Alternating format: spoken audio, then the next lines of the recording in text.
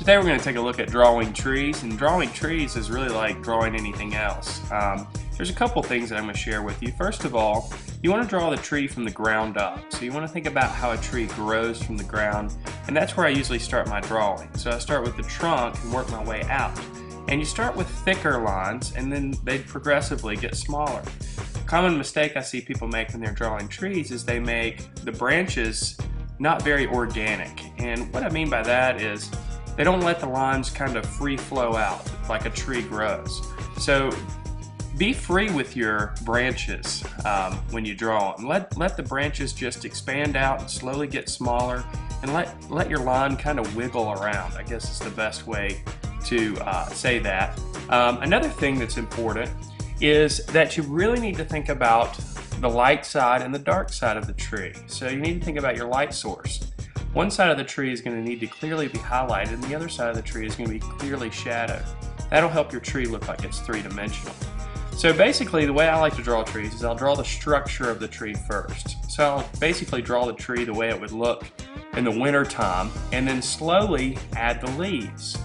Now a lot of people also try to add each individual leaf and draw the shape, the outline for the leaf, and then maybe color it in. I'm a little bit looser than that. I just kind of draw a bunch of little textury lines, and they will translate as leaves, because leaves are really just texture on the tree. And the same thing is true with the leaves. You need to have a dark side and a light side. So as you can see, as this tree is starting to develop, I've defined a light side of the tree and a dark side of the tree. And progressively I'm adding more and more leaves. And you can add as many leaves as you want, or you can let it be sometime in the fall or autumn where some of the leaves have fallen off. I'm also adding a little bit of a cast shadow on the ground. That also adds to the three-dimensional quality of the tree. So there's our first tree. Let's take a look at another tree. And in this case, I'm going backwards. I'm drawing the shape of the tree and then defining the trunk. So you kind of have to look at the shape of the tree and decide which way to approach it. Again, with this tree, I'm going to define the dark side and the light side of the tree, and I'm just going to create that shadow and that form by adding the value. Now when I'm making the marks with the pencil, I'm trying to create the texture of the leaves on this tree. These leaves are really small and pointy type leaves. So the texture I'm creating are really small pointy type lines. And again, I'll put that cast shadow underneath, and that helps define that tree.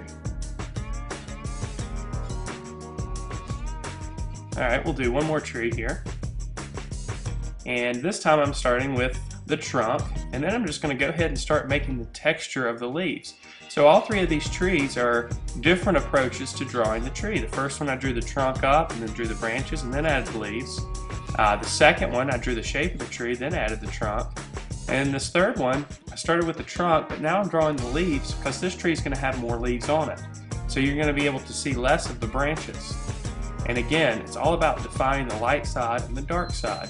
And in this case, you can really see the difference between the light side and the dark side of the tree. It's all done with just texture, and it'll translate as leaves. You know, one thing that might help you with this is if you kind of squint your eyes and see the tree a little bit blurry, those values will stand out, the dark values and the light values.